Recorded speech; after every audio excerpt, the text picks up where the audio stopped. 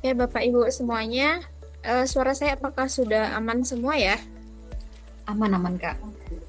Oke. Ini gimana nih kabarnya Bapak Ibu semuanya? Baik, Alhamdulillah alhamdulillah baik. baik. Oke, baik semuanya ya. Baik. Ya, luar biasa. Semoga kita senantiasa dilimpahkan kesehatan ya, supaya kegiatan kita juga lancar begitu. Oke, Bapak Ibu, pada hari ini kita akan membahas terkait podcast isu kontemporer dengan tema AI dan literasi mahasiswa. Apakah menjadi ancaman atau peluang? Nah, Bapak Ibu semuanya, sebelum kita mulai ya, saya mau membuat pertanyaan yang lebih singkat nih. Eh, di sini, detik ini ya, apakah Bapak Ibu ada yang belum pernah membuka AI sama sekali? Oke. Saya mau angkat tangan tapi bohong kayaknya Mbak kalau bilang saya tuh nggak pernah pakai AI. Nah kan, berarti selama kita bekerja ini ya, baik kita sebagai tenaga kependidikan ataupun dosen gitu kan, kita kan yang paling dekat dengan mahasiswa gitu kan, aja sudah pasti pernah ya, paling nggak minimal sekali aja itu membuka tentang AI. Apalagi mahasiswa kita, pasti dia juga udah tahu teknologi tentang AI. Kalau masih sekarang itu Bu, bukan buku dulu yang dibuka, tapi AI dulu. Kalau buku itu belakangan, kalau diingat lagi. Iya, kalau ingat ya Bu ya. Oke, ini Pak Randy nih sebagai tenaga kependidikan yang bekerja di perpustakaan. Masih ada nggak sih Pak mahasiswa yang menanyakan, misalkan buku ekonomi ada di rak berapa Pak? Gitu. Oh ya, jelasnya ada, Bu, masih ada gitu. Tapi biasanya nanyanya sambil pegang HP gitu. Pak, ini kata AI begini, bukunya ada nggak kira-kira? Seperti itu. Wah, AI sekarang jadi referensi pembuka ya Pak ya. Bahkan mereka aja dengan menggunakan handphonenya dia aja udah langsung bisa mencari apa yang sedang dia cari gitu. Atau sekarang ini ya bisa jadi menjadi jawaban final, Bu. Ya, Jadi nah nggak itu usah dia. di cross check lagi ke buku, langsung copy paste ke jawaban, udah langsung dikumpul. Nah, iya benar, setuju banget sama Bu Mutiara. Jadi memang ini juga saya berpikir gitu ya, kalau ini lagi dibantu atau malah lagi dibanja dengan adanya AI gitu. Dan jujur saja ya, sobat podcast semuanya, kalau sekarang misalkan sudah menuju tengah malam dan tugas deadline menumpuk gitu. Nah, pasti AI yang ada di depan mata kita, siapa yang punya iman yang kuat gitu untuk nggak menggunakan AI zaman sekarang gitu. Kayaknya nggak ada yang kuat sih, Bu. Kayaknya. Kalau nggak dianya memang masih ada waktu ya. Iya, betul. Apalagi kalau misal besok udah deadline gitu ya, udah pasti iman kita Hmm. langsung goyah. Pasti kita minta bantuan AI untuk mengerjakannya gitu. Nah, dari obrolan receh ya, tapi ini jujur, jujur aja ini kelihatan ya bahwasanya AI itu bukan cuma alat ya, tapi sudah menjadi bagian dari keseharian kita semuanya. Apalagi dari mahasiswa, pasti sebagai mahasiswa, itu pun mereka juga akan terbantu dengan adanya. Dan dari sinilah obrolan terkait podcast isu kontemporer itu kita bisa eh, bisa kita diskusikan. Oke. Halo Sobat Podcast, selamat datang di podcast isu kontemporer. Hari ini kita akan ngobrol santai tapi serius tentang AI dan literasi mahasiswa. Di mana apakah AI itu menjadi ancaman atau peluang? Nah, bukan buat menyalahkan, bukan buat untuk sok suci, tapi buat sama-sama paham aja. Nah, biar obrolannya nggak cuma dari satu sudut pandang, hari ini saya ditemani oleh 4 narasumber dengan latar belakang yang berbeda. Dan justru itu yang bikin diskusi kita makin kaya. Oke, yang pertama ada Ibu Marcella sebagai Pranata Laboratorium Pendidikan Ahli Pratama dari Politeknik Manado. Bisa disapa Ibu Marcella. Hai, halo. Oke, halo Bu Marcella. Oke, selanjutnya Bu Marita sebagai dosen dari Universitas Negeri Manado. Halo Bu Marita. Halo, halo Kak. Selamat Oke, sore. sore Bu Marita. Oke, kemudian ada Pak Randy sebagai pustakawan ahli pertama dari Universitas Timor. Halo Pak Randy. Halo semuanya. Oke, baik. Dan yang terakhir ada Ibu Mutiara sebagai dosen dari Universitas Bengkulu. Halo Ibu Mutiara. Halo, hai semua. Oke, terima kasih sudah hadir Ibu dan Bapak. Oke, mungkin saya memulai ke Bu Marcella terlebih dahulu ya. Dari keseharian Ibu ketemu mahasiswa, apa sih fenomena AI yang paling kelihatan sekarang, Bu? Yang paling kelihatan gitu mahasiswa sekarang kayak terlalu rapi gitu.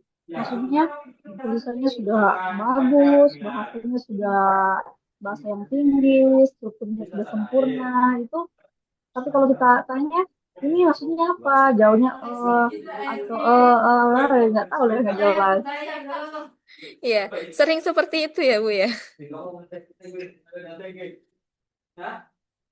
Sering-sering dan ini bukan soal mahasiswa malas ya sebenarnya mereka cuma mungkin ya merasa yang penting tugas saya selesai tugas saya jadi gitu loh padahal proses berpikir masih belum jalan. Nah, di titik ini kita masuk ke pertanyaan penting nih. Kenapa ini perlu kita seriuskan? Gitu. Oke, menurut Bu Marita, kenapa fenomena, fenomena ini nggak bisa dianggap sepele, Bu? Oke, mungkin karena itu harusnya melelahkan ya secara intelektual. Kalau semua dipermudah, mahasiswa kayaknya kehilangan momen penting ya, bingung, salah, terus kemudian paham gitu. Kalau AI membuat hasil cepat, tapi pemahamannya kan belum tentu ada. Nah, kalau ini dibiarkan, diskusi kelasnya jadi sepi, mahasiswanya juga jadi pasif gitu kan. Jadi kayaknya Iya, kurang benar. boring gitu. Mm-mm. Jadi ini yang sering bikin dosen juga nanya gitu ya. Ini nih sebenarnya tugas siapa? Tugas mahasiswa apa tugasnya AI gitu? Nah, ya itu dia. Oke, selanjutnya kita geser ke sedikit pertanyaan terkait dampaknya gitu ya. Oke, menurut Pak Randy nih, siapa sih sebenarnya yang paling kena dampak dari penggunaan AI ini, Pak? Ya, jelasnya mahasiswa karena mereka sedang membentuk kebiasaan pola berpikir gitu, Bu ya. Karena sejak awal terbiasa secara instan, nanti akan sulit membangun literasi informasi, seperti mencari, menilai, dan mengelola sumber informasi tersebut gitu. Di perpustakaan juga saya sering lihat mahasiswa langsung percaya gitu sama jawaban AI. Kan padahal belum tentu benar gitu kan dengan sesuai konteks yang ia cari. Oke, jadi kayak seolah-olah asal jawab gitu ya, Pak ya? Ya, dan itu perlu harus diluruskan memang gitu. Iya, benar-benar. Saya juga setuju itu, Pak. Oke, mungkin lanjut ke Bu Mutiara nih. Menurut Ibu nih, ini biasanya muncul karena situasi yang seperti apa ya, Bu ya? Jadi kalau ditanya munculnya dalam situasi seperti apa ya semua kegiatan perkuliahan sepertinya sudah terkena sindrom AI semua di dalam kehidupan mahasiswa ya. Baik tugas rumah, diskusi online, bahkan refleksi pribadi. Bahkan ketika kita di kelas kita bertanya misalnya menurut kamu bagaimana kalau saya kan dosen hukum ya. Bagaimana kasus yang terjadi mengenai KUHP nasional yang baru disahkan. Mereka akan mencari terlebih dahulu itu di AI selang 1 menit baru bisa menjawab. Dan itu kan kalau kita sebagai dosen ya pasti ketahuan ya. Kita pasti tahu mana mana kalimat yang dari AI, mana kalimat yang dari Google itu kita pasti paham lah.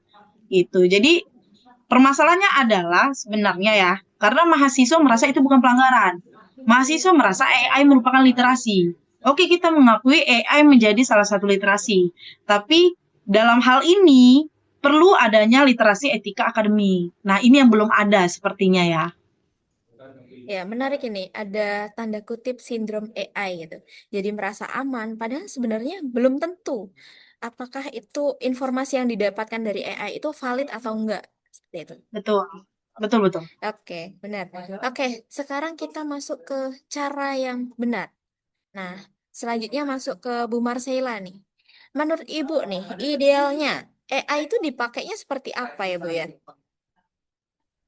Nah, harusnya itu idealnya AI itu ya dipakai ya mungkin sebagai asisten mungkin ya, bukan sebagai pengganti.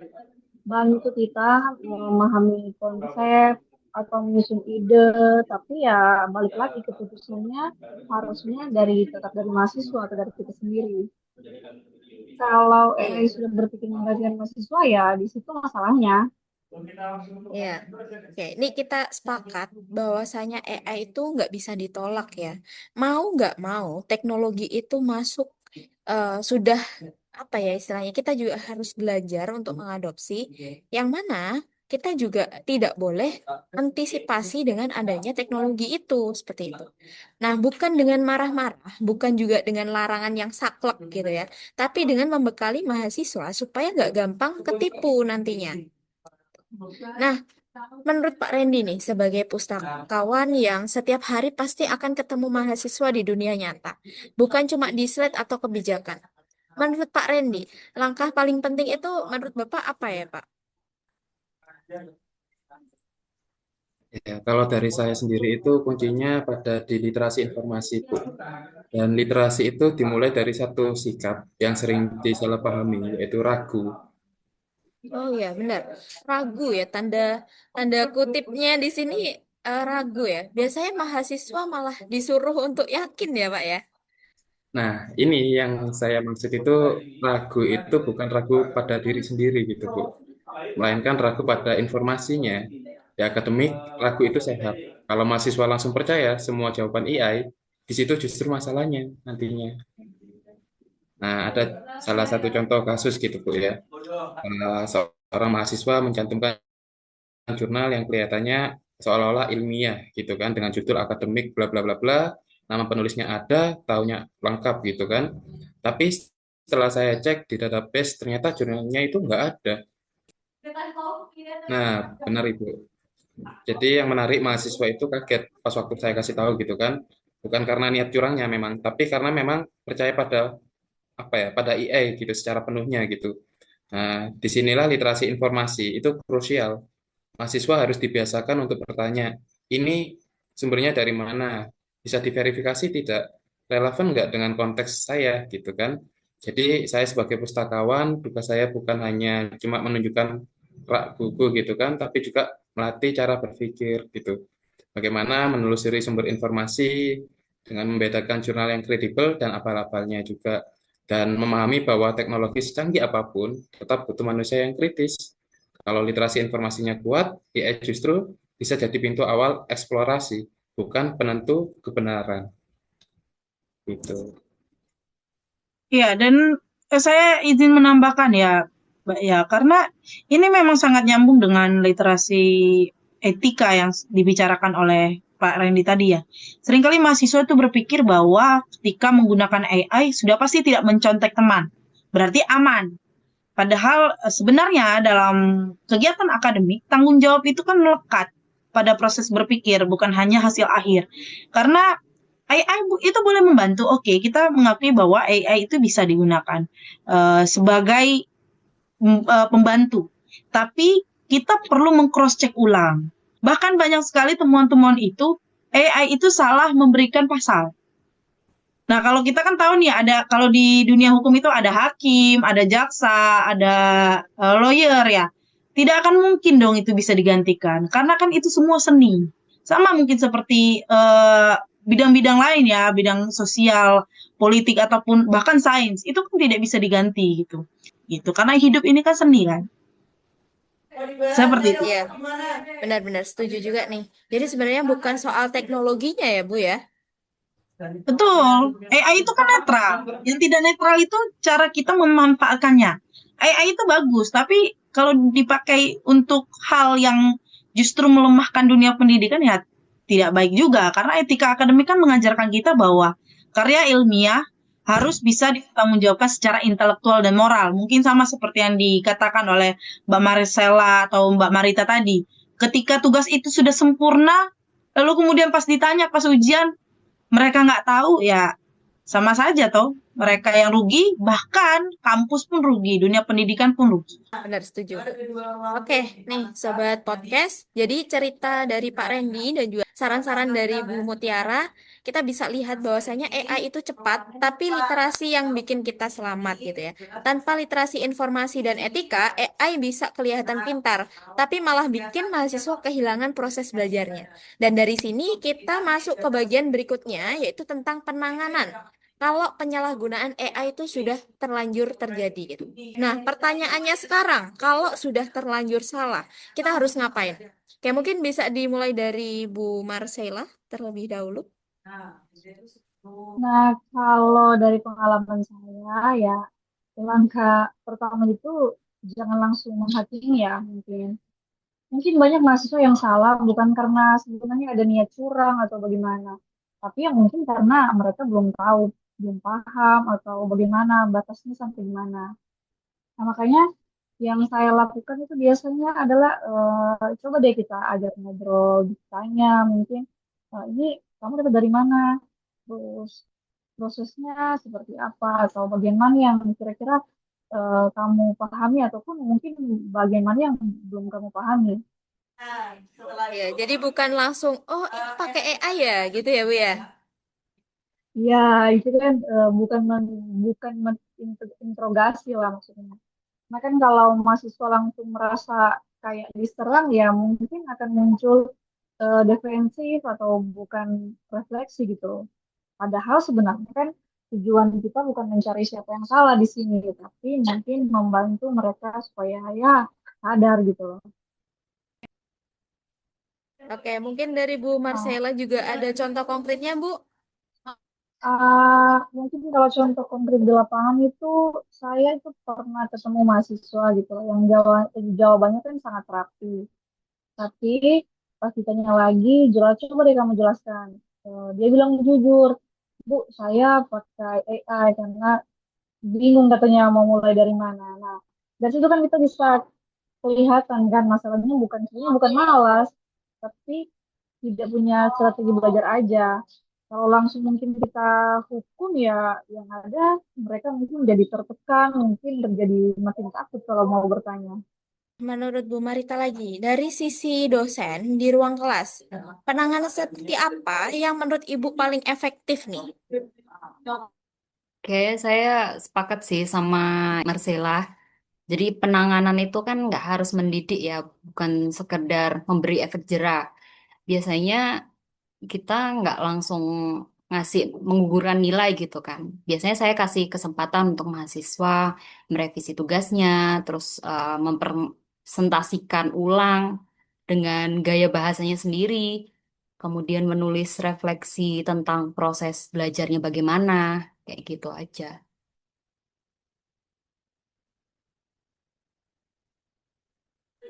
Iya, wah ini juga terasa lebih capek ya Bu ya. Tapi capeknya capek untuk mikir gitu ya. Kita lebih mengarahkan mahasiswa untuk ada prosesnya untuk mengerti gitu ya Bu ya. Iya, iya, betul-betul. Justru itu sih proses belajarnya itu. Kalau mahasiswa bisa jelasin ulang dengan kalimatnya sendiri kan, berarti dia benar-benar paham ya apa yang dia tulis, apa yang dia pahami gitu. Tapi kalau belum bisa kan berarti memang masih perlu dibimbing mahasiswanya itu. Paling penting itu mahasiswa merasa bahwa kesalahan itu bukan akhir dari segalanya gitu, tapi bagian dari proses akademik. Kalau penanganannya itu terlalu keras, mahasiswa mungkin patuh tapi dia nggak belajar.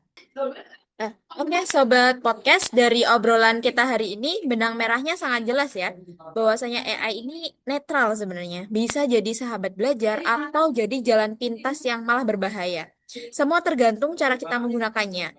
Terima kasih untuk Bu Marcella, Bu Marita, Pak Randy, dan juga Bu Mutiara. Terima kasih juga untuk Sobat Podcast yang sudah mendengarkan sampai akhir video kita pada hari ini. Pamit undur diri ya. Sampai jumpa di podcast isu kontemporer berikutnya. Tetap kritis, tetap jujur, dan tetap waras di tengah teknologi. Terima kasih. Sampai jumpa.